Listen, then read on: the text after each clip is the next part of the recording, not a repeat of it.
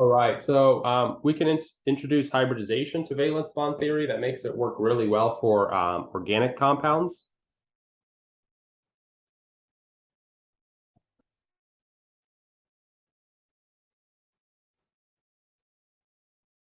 And organic compounds are generally things that contain carbon, nitrogen, oxygen, and hydrogen, which are a large, collection of molecules. What we're going to learn here is just the qualitative look at it. But however, you can use these theories and apply computational methods, and you can predict a lot of properties, predict a lot of energy values, all kinds of different stuff. So even though we're going to just learn the basics of it, understand that there is a lot more that goes into this, and a lot more kind of usefulness once you insert some computational methods into it. So anyways, what hybridization says is that orbitals mix, or they hybridize,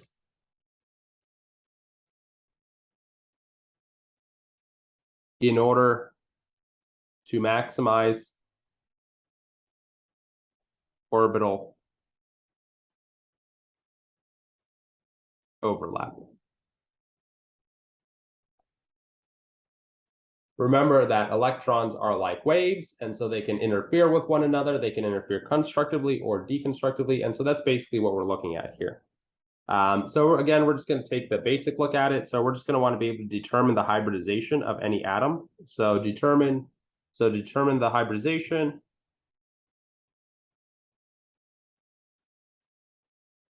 of an atom. Look at how many quote unquote things are attached to it.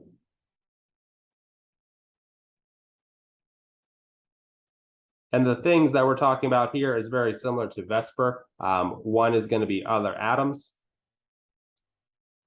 And then two is going to be lone pairs.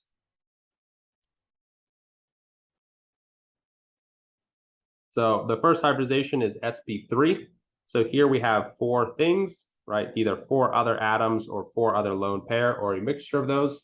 Then we're going to get that tetrahedral electron geometry.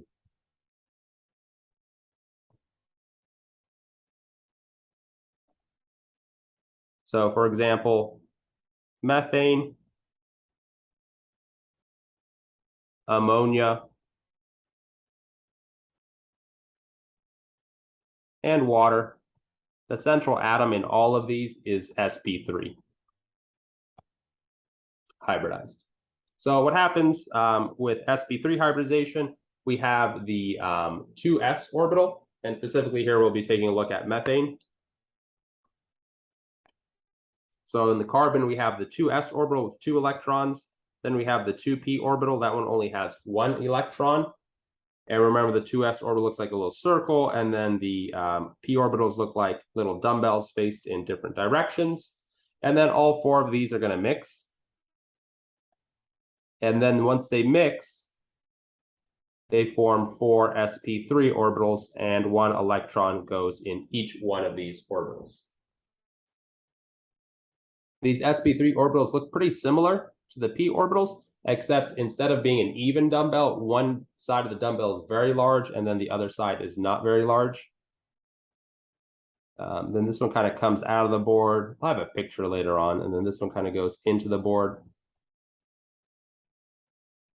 And so our kind of picture here for methane would be that carbon has these 4 sp3 orbitals.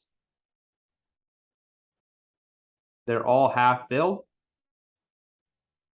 And then a hydrogen comes by with its 1 electron and its 1 s orbital, and then fills in the orbitals.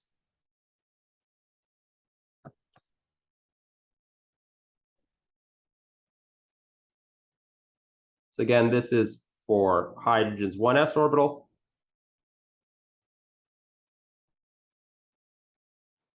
And carbon has 4 of these sp3 orbitals. Again, from our perspective, this might not look too useful, but there is a lot of advanced theories you can come out with this, a lot of computational methods that you can use to gather information. We're just going to take a look at the basics. So again, here's just a better picture than what I drew, right? You have your 1s orbital, you have your 3p orbitals, and they all mix together. They're like waves. They interact with one another and hybridize into these 4 sp3 orbitals. And then when you think about them all combined, you get that tetrahedral arrangement. So that explains why kind of methane is sp3 hybridized.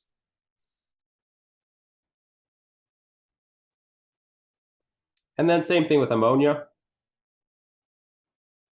right? It's also sp3 hybridized, so it's going to have 4 sp3 orbitals.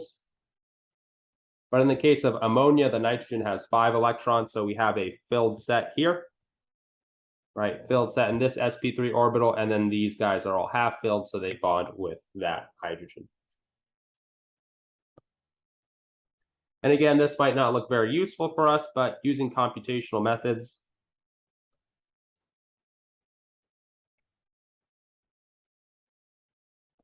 the properties and energy levels can be found quantitatively.